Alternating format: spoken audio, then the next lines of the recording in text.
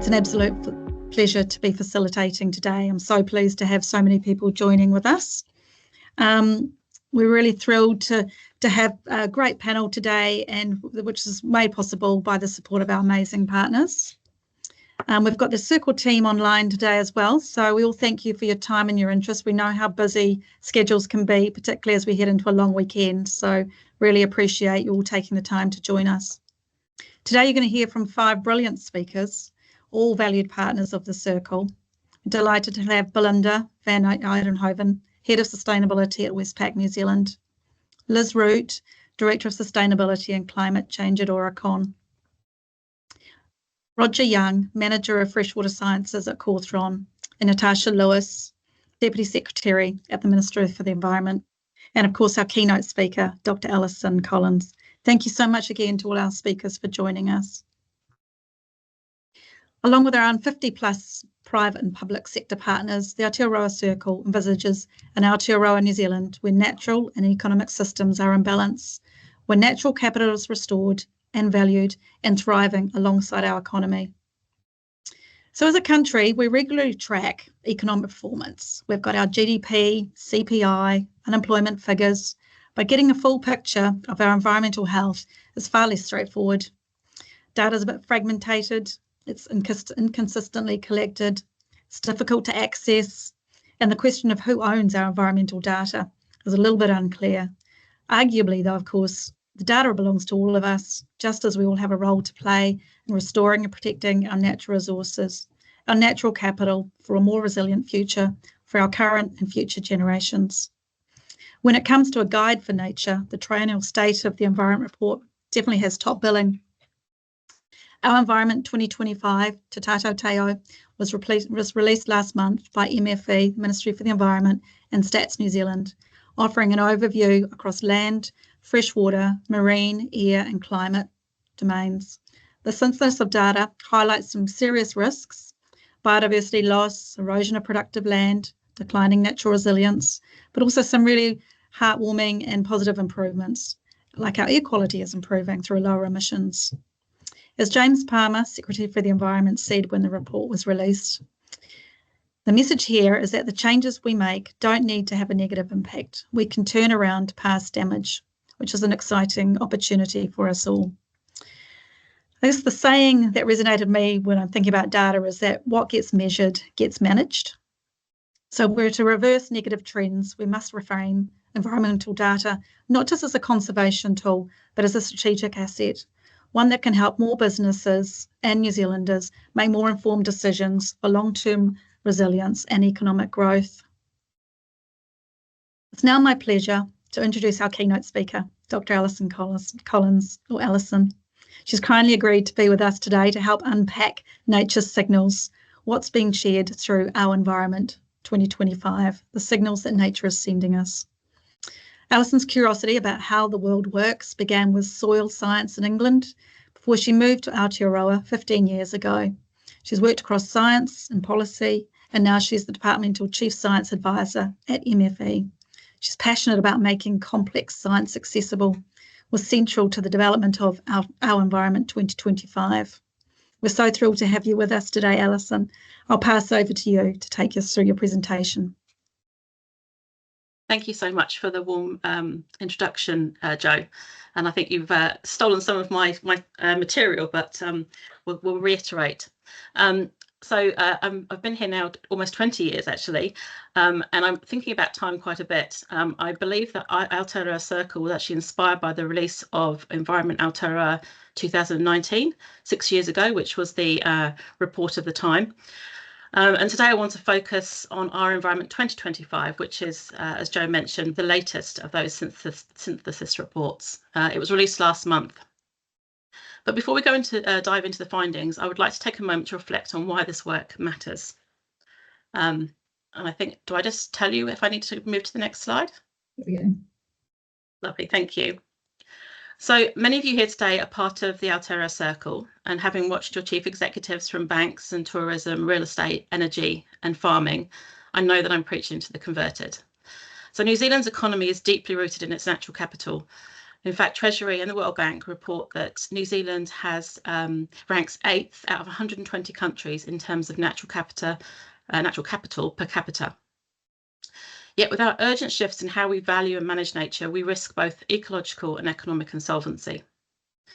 Now, I know that the Aotearoa Circle has been championing this connection since its founding, and it's a message that's echoed by the Disruptor Review, the World Bank and Treasury, and that is that nature is not a luxury, it is a core asset.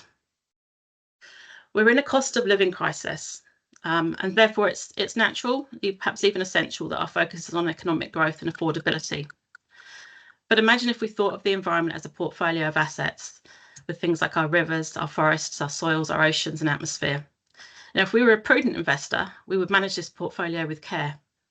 But often we don't. We draw down its value without tracking its loss. And we suffer from what the former Bank of England Governor Mark Carney called the tragedy of the horizon, a failure to look beyond the immediate.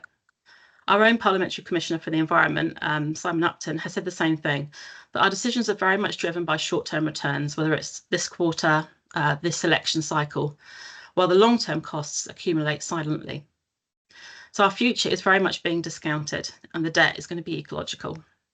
So have a look at this graph that I put in front of you. And these circles tell a story. On the left, they show where our attention tends to go. So short-term fluctuations, immediate returns, profit and loss. But on the right, the circles show where our focus should be, on the long-term path, on sustained value and the legacy that we leave behind us.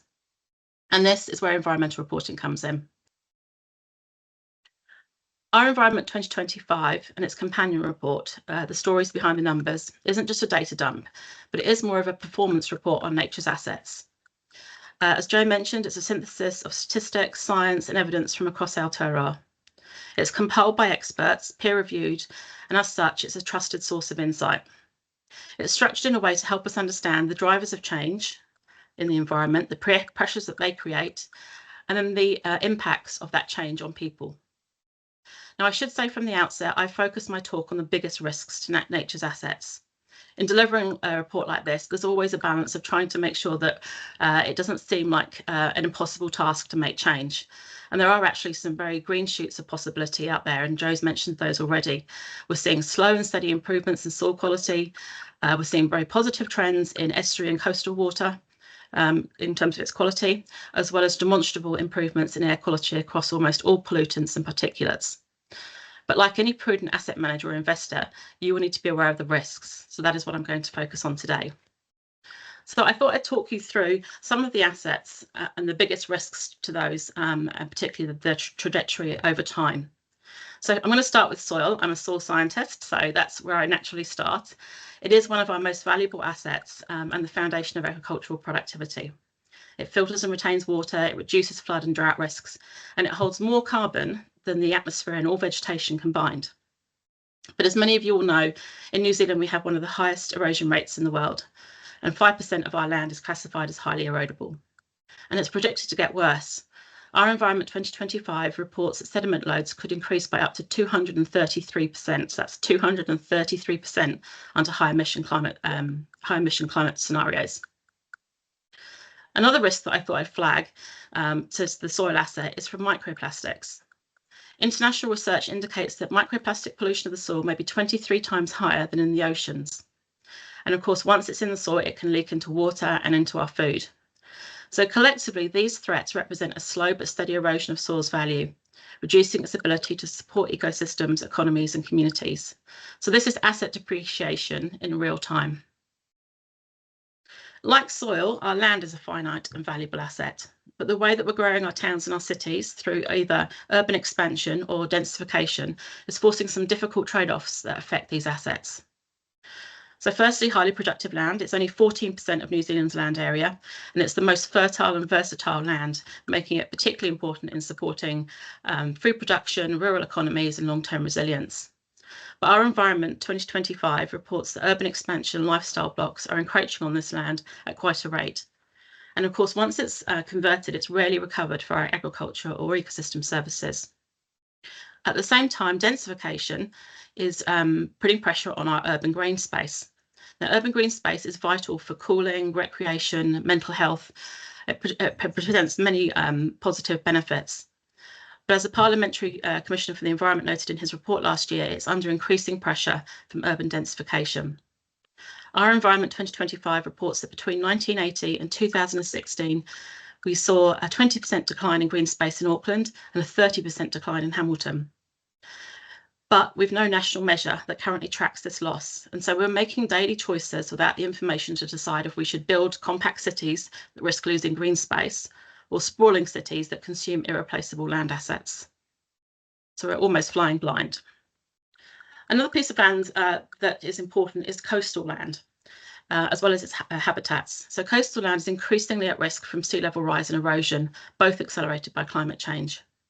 These risks are already impacting infrastructure, ecosystems and community. Treasury estimates that 750,000 people and 500,000 buildings are at risk, valued at over $145 billion in terms of asset value. Similarly, our coastal habitats like dunes, kelp forests, seagrass and mangroves face dual pressures. So they have urban development and grazing from the land side and then erosion and sea level rise from the sea. So we know from our Environment 2025 that active dunes decreased by 80% between 1996 and 2008. Now these might be slow moving, but they're very high impact risks. And without better monitoring, we risk losing these critical infrastructure and habitats. Biodiversity assets, probably this is the one that is the gloomiest of all. From native species to our indigenous habitats, they're all under increasing threat. Our Environment 2025 reports of many species that are threatened or at risk of becoming threatened, including 93% of native frogs and 80% of bats. And I've put in here the long-tailed bat, which is ironically named Bird of the Year in 2021, but it's very much a symbol of what we value, but also what's at risk. Now, it is threatened as its lowland forest habitats are reducing. Similarly, wetlands, which play a critical role in carbon removal and water regulation, are being lost to urban development and land use change. And many of our indigenous habitats, such as forests, tussock grasslands, and freshwater vegetation, are being fragmented or degraded or invaded by pests. And this reduces their ability to support the native species like the bats, but also deliver essential ecosystem services, as well as tourism benefits, which the CEO of Tourism New Zealand talks to. So these losses are often gradual and dispersed, but their impact is cumulative and long-lasting.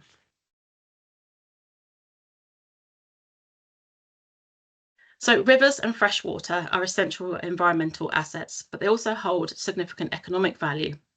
These two are facing pressures, although I note that water quality is improving in some areas.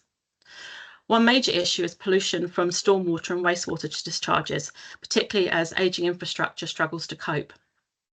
Our Environment 2025 reports that between 2021 and 2022, there were more than 3,000 overflows of untreated water into the environment. Another pressure comes from the physical modifications we make to rivers, whether it's barriers, diversions, or water takes. Our Environment 2025 reports 48% of New Zealand's river network is at least partially inaccessible to migratory fish, so that's almost 50%. And these pressures compromise water quality, habitat health, as well as the availability of clean fresh water. The last asset group that I wanted to talk to you about are ocean and atmosphere. And these are foundational to life, to climate stability and economic activity, like tourism and fisheries. But emissions and the loss of natural carbon removals like forests are driving warming, acidification and habitat loss, threatening marine ecosystems and the services they provide. And of course, these things are also driving changes into climate condition. So according to our Environment 2025, 8 of the 10 warmest years on record occurred between 2013 and 2022. Now, these changes may seem very small, fractions of a degree or a few millimetres of sea level rise, but they're playing out at scale with cascading effects across every sector of the economy. So I've talked to you about the risks to the assets, but I want to focus on the story of hope now, because if we continue with the gloom and doom, it can feel paralysing. So I want to note that we're not just observers of this decline, we're decision makers with the ability to change course. Now, my role is obviously about ensuring we're equipped with the very best data and science to help change that course. So what follows next is my probably biased advice. So the graph I put up in front of you shows two futures. One where we continue without insight or foresight and asset values decline. The other shows the potential uplift when we invest in data and science in a strategic way. enabling smarter decisions, earlier interventions, and more resilient systems.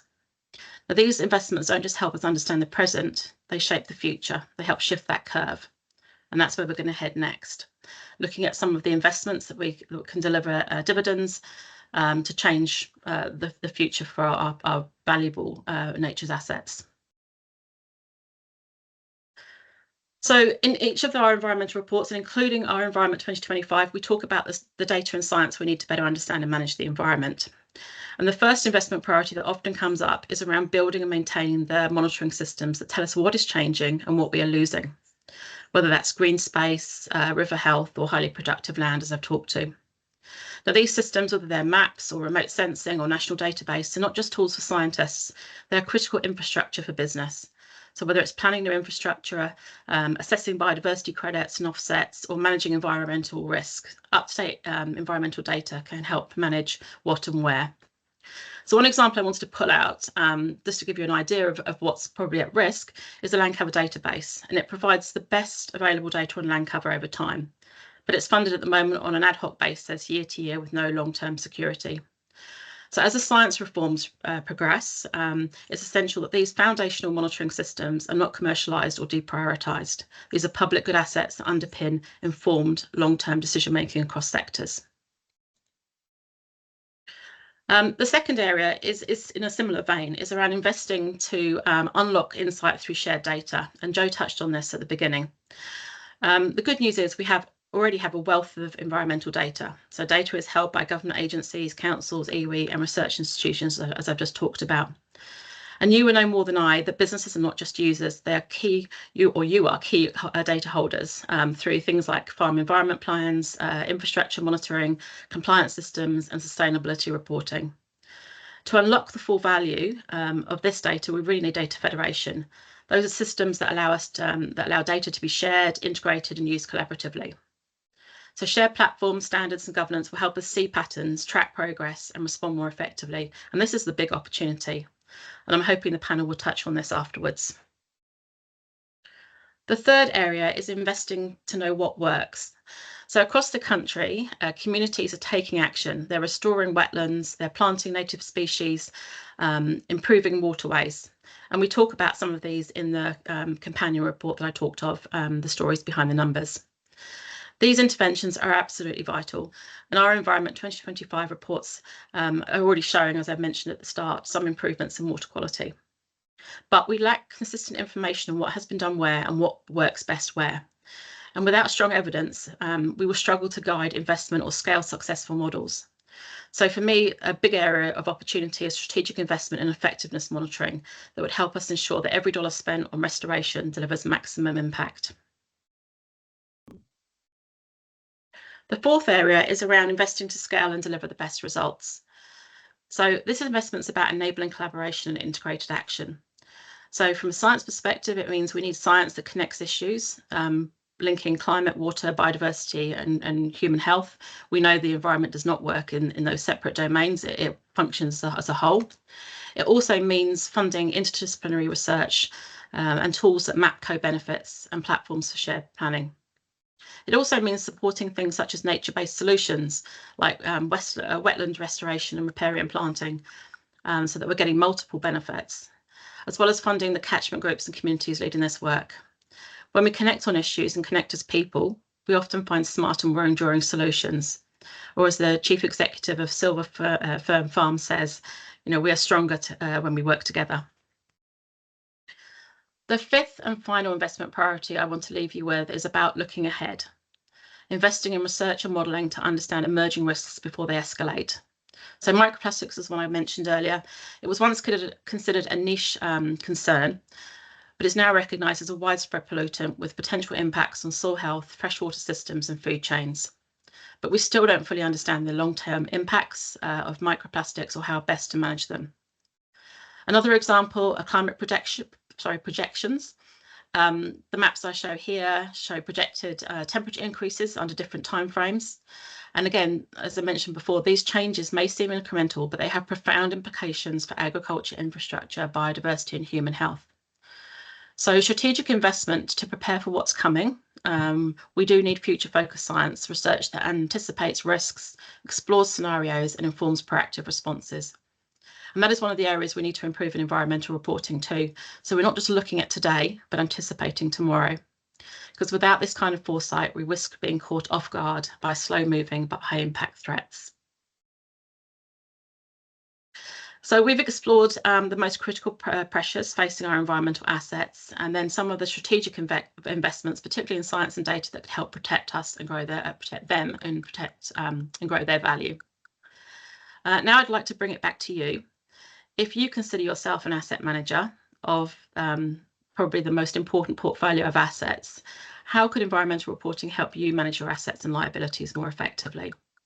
What could our Environment 2030 look like to support you in that role? And I'm very keen to hear what the panel has to say next on this ask.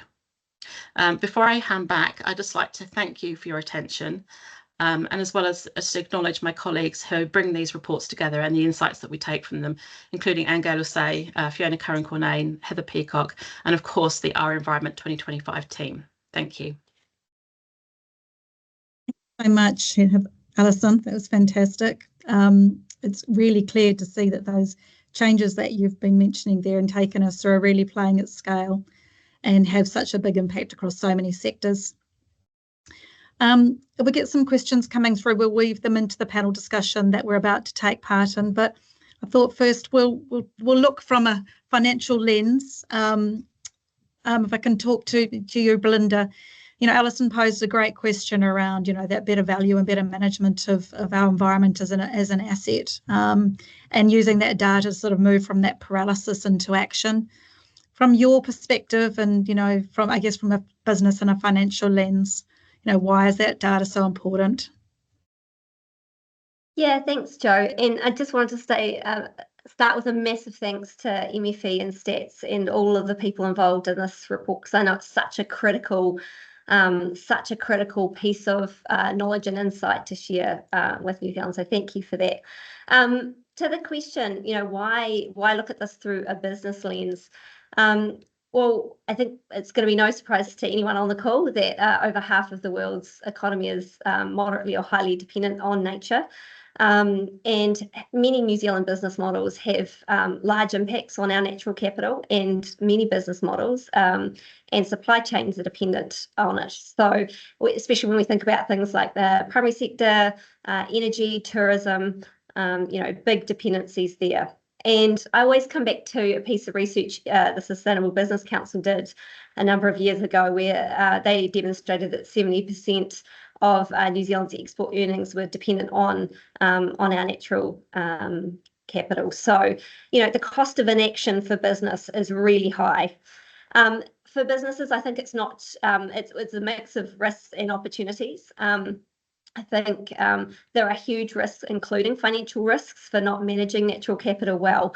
But there is such an opportunity for New Zealand and New Zealand businesses to improve our brand, improve our access to market, improve our access to capital, and improve New Zealanders' well-being if we manage this really well and invest in our natural capital in a way that we haven't to date. So I think lots of opportunities and risks for business. But I might throw it over to my fellow panelist, Liz, because Liz, really interested in your perspective. You work with a whole range of large businesses and their infrastructure in New Zealand.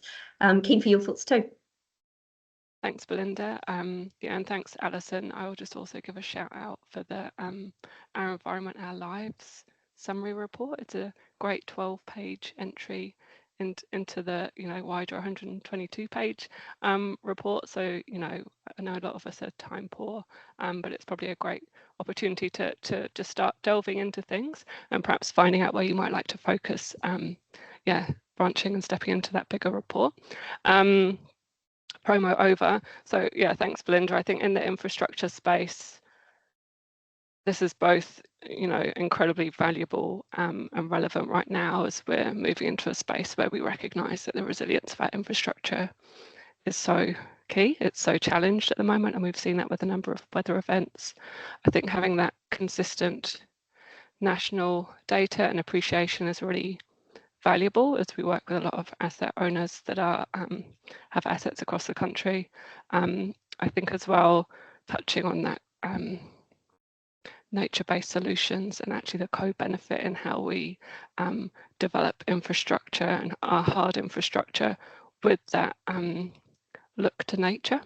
We can't do one without the other. You know, we are, as everyone's spoken to already, highly dependent on natural capital for our survival. Yeah, so I think that's really key. And I think, Roger, you had a few thoughts to add from that kind of data sharing perspective as well. Yeah, thanks, Liz, and thanks, Alison, and everybody for putting on this event. It's a really important report, so it's great that there's so much interest in it. Yeah, I think the idea of the environment as an asset is a good one. It really demonstrates the value of the environment, and for people, society, and the economy, it's critical to have the environment be managed. And so, thinking about the ecosystem services that are provided by the environment, whether that's supply of water or the regulating climate and managing erosion, all those things that are so important for us all as a society or as businesses.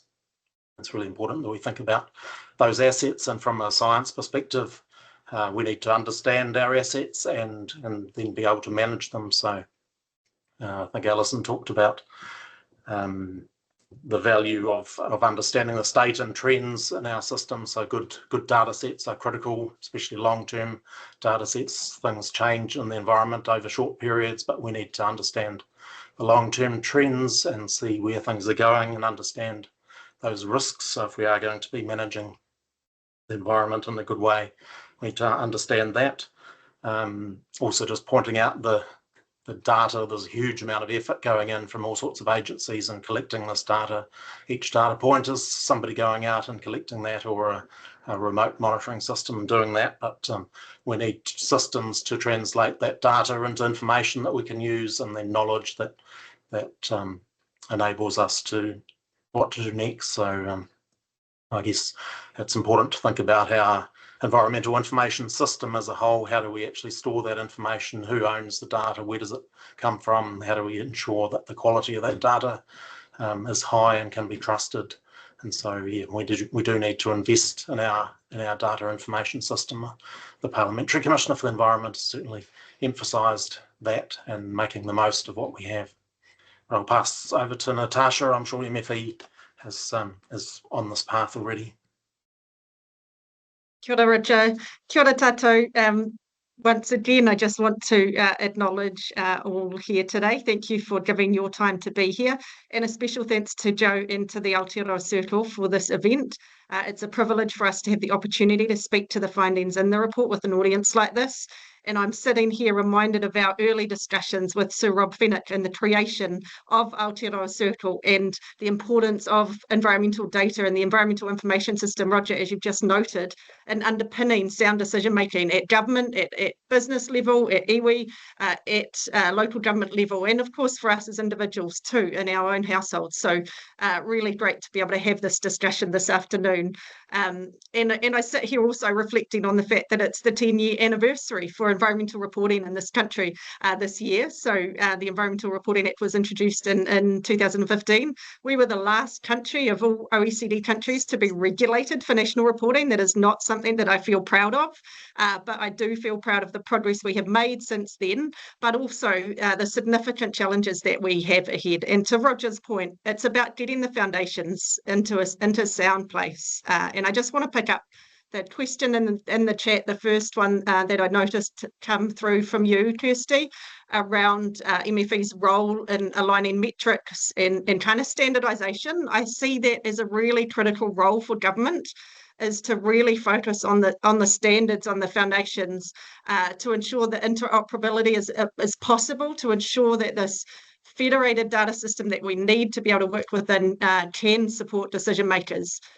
We all need to drive towards a more modern system that is fit for purpose, that is relevant and effective for decision makers. We've all got different roles to play in that, but I see a really critical role for government in that space of standards and that space of trying to drive accessibility for data. getting those foundations in place. I think it was a point you made, Jo, in your opening comment about ensuring that environmental statistics can sit alongside our economic statistics, GDP and our social statistics. That's necessary to ensure that we can make well-rounded decisions. As Belinda noted, the environment underpins our economy, and this government is very focused on economic growth. We can see the resource management reform as the #1 priority for their economic growth strategy. Data's got to play a critical role in that. I will pass to you, Jo. Well, I was just, if I might, because there was something you just said then, Natasha, if that's okay, Jo. And I think it's this kind of the interplay with that kind of economics and our decision making and how we make our decisions. I think if I think about the infrastructure space, and it probably applies to other sectors as well, I think we need to fully appreciate the value of our land and, you know, the air around our land, and build that into our decision making. And so we tend to value land in terms of its development potential, such as for roads or housing, but that's obviously overlooking and undervaluing, well, its inherent nature, but its wider benefits in terms of air cleaning, carbon sequestration, biodiversity, etc. And I think, having proper data available, and then the mechanisms for us to actually consider that when we're looking at the value of that land and what we might do, I think is going to be really key. And then the kind of the next step is okay, well, we've made these decisions, we're developing infrastructure, how can we ensure that there's a co-benefit, and that, as well as nature contributing to the resilience of that infrastructure, also looking at how further natural capital can be built into the infrastructure that we're developing or regenerating. If I can inject, we've got a question that's come in that I'd like to put to you, Belinda, if that's okay. And it's picking up on Liz's theme around land. The question is, how can those close to land, farmers, iwi communities, etc., be recognised for the time and effort that goes into environmental data collection and sharing? Everybody wants the data, but few seem willing to invest and recognise the effort put into it on the front line. Is there a business perspective on that, perhaps, that you could give? Yeah, although I think the data perspective from Tash might be more useful here, but I think it's right. Rewarding business for collecting and sharing data is incredibly important, and we see it through a range of sectors happening already. And I'm sure everybody on the call knows this, but we look at things like through Fonterra's work with their partnership with Nestle, and if you can show that you're meeting particular environmental standards, you can get a better price for your product. So I think rewarding business for doing this is great. Carrot is always better than stick, right? But I think the data collection piece is tricky and time consuming. And as Tash will probably speak to, it's got inherent challenges because of the way, different methodologies and the way people collect and capture data. So I'll hand over to you, Tash. Thank you, Belinda, and thanks, Kat, for the question. Really great point here. And I guess one of the things I do want to highlight, which you all know, is that our environmental information system is quite different than some of the other data systems that government can operate in, where you can draw most of the data through government sources. Whereas, as you all know, we're dependent on data collected from regional councils, data collected from businesses, data collected by iwi, data collected in a whole range of different location spaces, and that certainly adds to the complexity and to the importance of government playing that role in standardisation that I highlighted earlier. I think the potential to unlock productivity, Liz, where you spoke to, this is a really important point that we need to explore further, and our community groups can help us with that at a catchment scale level. And it's really important that we value and recognise their effort. So I appreciate that, Kat. I'm actually running from this call to catch a flight to Invercargill to meet with Thriving Southland tomorrow for exactly that reason, because we want to understand and learn from what they're able to do there and what might be applicable for us to bring up and to think about at a national level. So maybe Roger wants to build on this point. I'll give Roger a go next. Sure, thanks, Tash. Yeah, I think the just coming back to the theme of managing the environment, and we're needing good information to make those decisions and develop policy around that. So, but certainly collecting that data is difficult. We've got a whole lot of systems and a whole lot of organisations collecting information for various purposes, and so certainly our environmental monitoring reports, it's a big effort because it is drawing together that information across so many different agencies, and so it's making the most of the existing data rather than designing a data collection system to report on a range of things. So yeah, we could do some, I guess, more focus on what indicators are critical that we want to know about. I think we've improved a lot over the last 10 years or so in understanding what are those key things, but we really need to, emphasising the value of long-term data sets. Alison mentioned the land cover database that's reliant on an ad hoc basis on getting satellite imagery every few years, and so we need to ideally have more secure funding on those critical bits of information that are really important. I think also understanding the risks as well, what's really changing at a global level or locally, what those drivers are, and see how we need to respond to those things. I'll pass back to whoever wants to. Liz, building on this a bit more. I don't know, Joe, if we've got some other questions come in that you'd like to throw to us. Yes. So if nature is an asset, how do we encourage companies to share that environmental data when they see it as an intellectual property? Any thoughts on that? Belinda?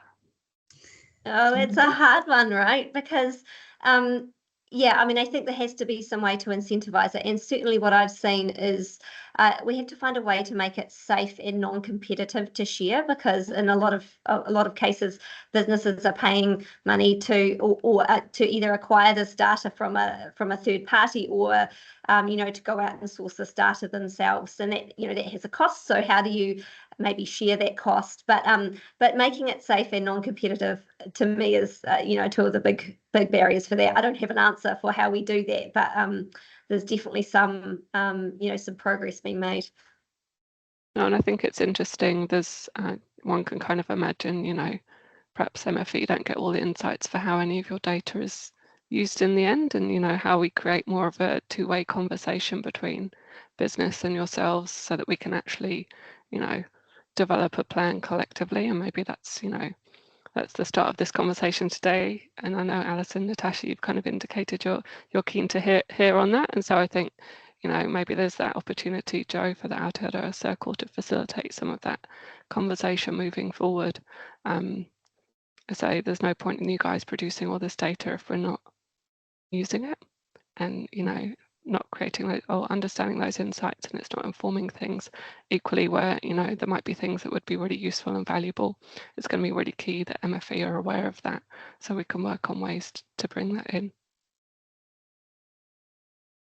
Thanks, Liz. I might just jump in here if that's okay, Joe, and just build on that point, just really highlighting the value of this conversation today and further conversations. To your point, there is nothing more frustrating than producing a report that nobody uses. So it's really important to us that we're really connected to what's useful and to support decision makers, and decision makers at a whole range of levels mean we need different products, we need different approaches, and we saw that with the companion report in this last release. That was an important addition there for that particular purpose.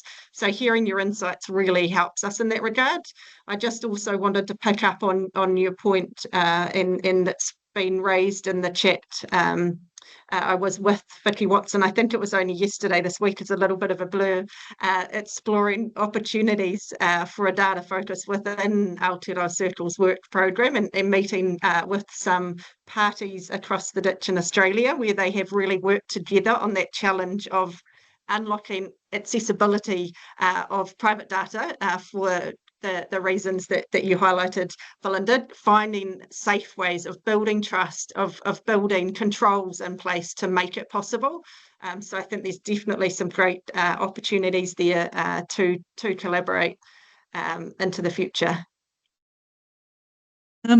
And Tash, the report is obviously a fantastic resource, but for some it's not overly clear, the trajectory for better or for worse, or whether we're static and all the key indicators, perhaps in relation to previous reports. Is there a way that in the future it could be more focused, more sharply on sort of answering the questions, are things getting better or are they getting worse?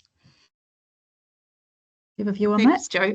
Yeah, I'll provide a perspective here, and would encourage Alison to jump back on if she's got something to add.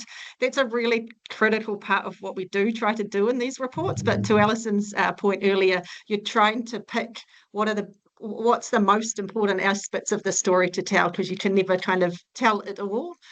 So in this last report, in the front end of the report, we did try to very deliberately kind of present that picture of what has changed.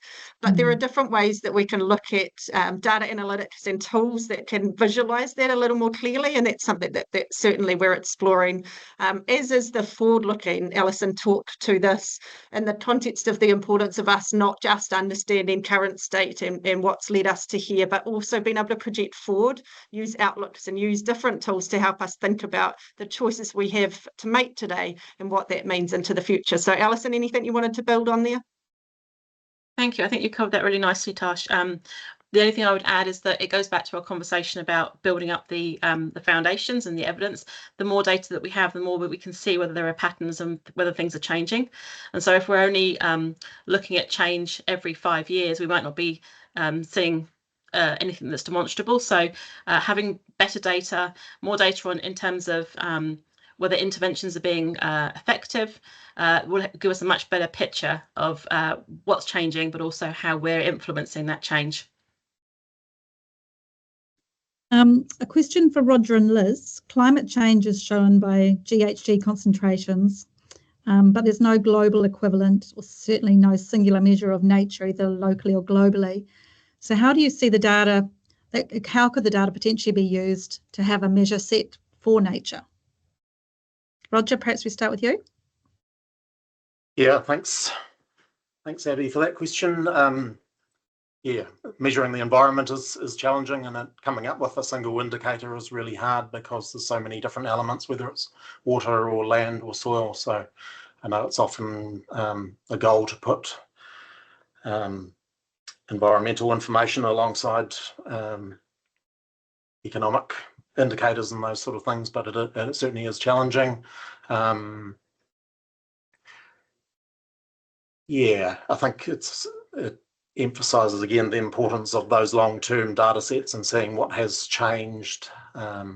What's the trajectory of things? Are we improving? Are we getting worse? Which areas? I don't think it's an easy matter of putting together a single indicator. Maybe Liz has got something to add.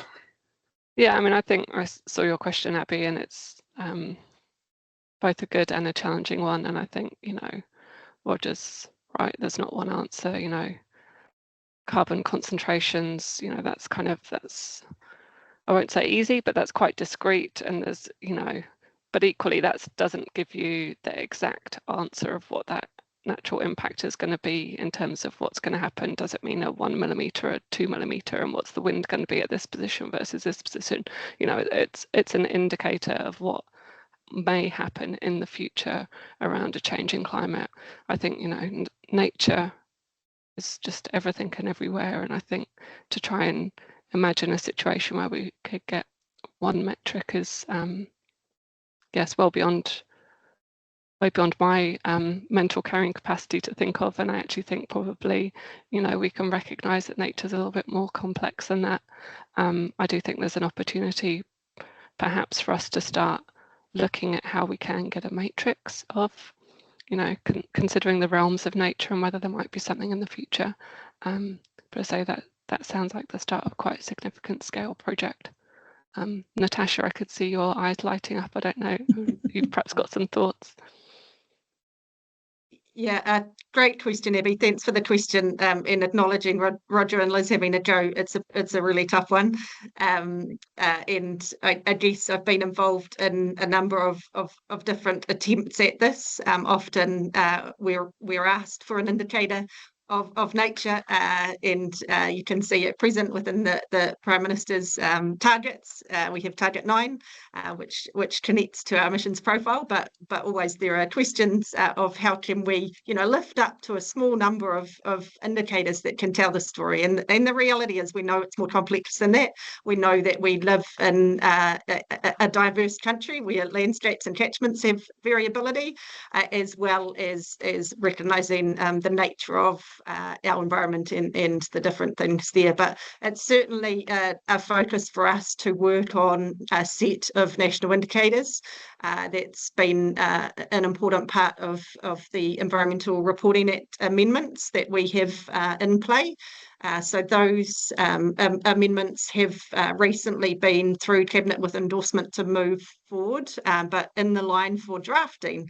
So as you'll appreciate, there's a fair queue in the drafting queue at present. So we'll just be seeing when we can get to those. But part of that is about ensuring that we can have a set and recognise, of course, that what's relevant to have as indicators at a national level then might look different at a regional and at a catchment level. And just recognising it and reflecting that there are some really useful frameworks and tools, as has been noted in the chat. We did some work on planetary boundaries a few years back ourselves to help inform our understanding and thinking in this area. So there's certainly some international work that can really help.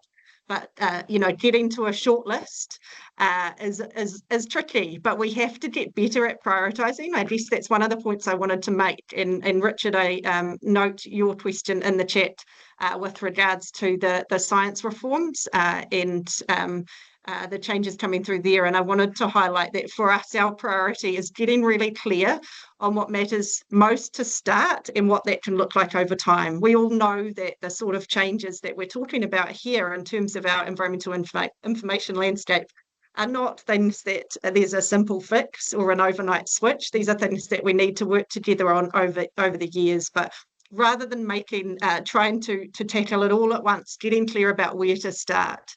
And for us at present, natural hazards and land use measures and indicators is our focus for our ministers. That's the area where the overlap between portfolios and the overlap between, the critical challenges and opportunities facing this country rest. And so we're working on developing a kind of really clear sense of what are those data sets in relation to those areas that matter most in the first instance.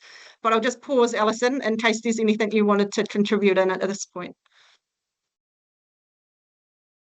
Thank you. I think your points around prioritisation, where we can actually make a start is really important. And unfortunately, I suspect there's probably no sort of one indicator that would give us all we need to know, because nature is so complex. And so really, it's making a start on how we can advance on the areas that matter most. And how do you balance that, Belinda, the need to invest in those indicators as well as the action that needs to be taken for nature to actually, do the work? Some of the examples that Alison spoke to around those community initiatives and collaboration are fantastic. How do we balance those two, the need to do the work, but also to have those indicators being invested in? Yeah, it's a good question. And I see Louise and a few others in the chat have kind of mentioned that as well. A lot of it, there's a lot of data out there, and both at a national level, at a regional and a local level. And I do wonder, more data is great, it gives us better insights, but there's so much action that we can take now without having a complete data set. And I completely agree with some of the commentary in the chat around if we spend too much time focusing on data, we just won't get around to the action point. So yeah, I think having enough data, and I think the good thing about this report is it does give us a state and some pressures and some trends that kind of give us an insight into where where things are headed. And then we can supplement that with our own data, whether it be from local councils or from other sources. But the action piece is there. I think more data might give us a clearer picture, but the picture will most likely stay the same. And so we know a lot of the action that we just need to get on with and do now. And I wondered if I could pick up just on one point. There was a great question in the chat from Abby around, like, how do you get started on this and how do you start taking action? And there's some incredible resources out there to help businesses and others on this journey. And SBN, SBC, and MFE even has a Take Action for Nature website page with some really, really great links. So there's heaps of stuff out there, so some great case studies. And I do think there's a huge opportunity in New Zealand for us to learn from each other. Like, we're a small country, we've got a tight-knit business community, and we can be sharing our learnings amongst ourselves and helping each other on the journey. So lots of stuff to get started, and you don't need to go on a deep dive with data to do that. Liz, thoughts? So many thoughts, I have to say, and I'm rather enjoying the conversation. I'm sure all of you attending today would actually, love to be giving a voice to your thoughts and sharing. And I almost think we need a big whiteboard to capture everything.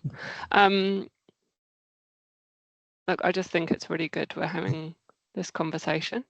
I think it's really useful, and I can see, Alison and Natasha, I think, taking on board a lot of what's being talked about today, which is really great.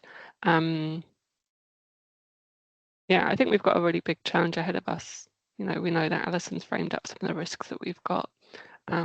We've got to work on how we turn those risks into opportunities, and how we can use the data and insights to support in good decision making for the future. In an economically challenged environment, economic environment, Liz, there's obviously a role for nature-based solutions, particularly in infrastructure, with all the challenges that we're facing with extreme weather. Nelson, some of you will understand that this week. What role, where can we put in greater focus on those nature-based solutions, natural solutions for infrastructure recovery in regions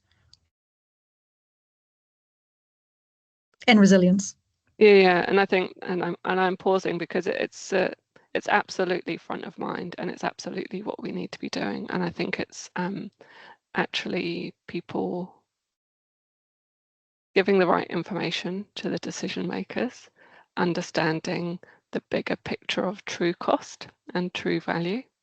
And so I think, you can look at, how much is this going to cost? Oh, it's going to cost X dollars, but actually what value does it bring? And how does that support resilience? And how do we understand a whole of life cost, both for the physical assets that we build, but also the natural assets that support that? I actually think the sand dunes is a really interesting one. And gosh, I'll be quick, but I've got, I lived in Wellington for a brief while, and the south coast in Wellington, right, gets hammered, absolutely hammered. And there was a really great example where an area with sand dunes, the road survived. In areas where they'd built a hard wall, they kept on having to rebuild that road. And so if we understood the whole of life cost, we'd see that actually the areas where that natural asset was protected, the infrastructure asset that we'd built, and it was right there in front of us and easy to see. And I think it's how we understand that. And I think what's interesting from our environment is understanding, okay, well, what's happening with our sand dunes? How are they eroding? How much longer could we rely on that sand dune to protect that road? And actually thinking about that bigger picture.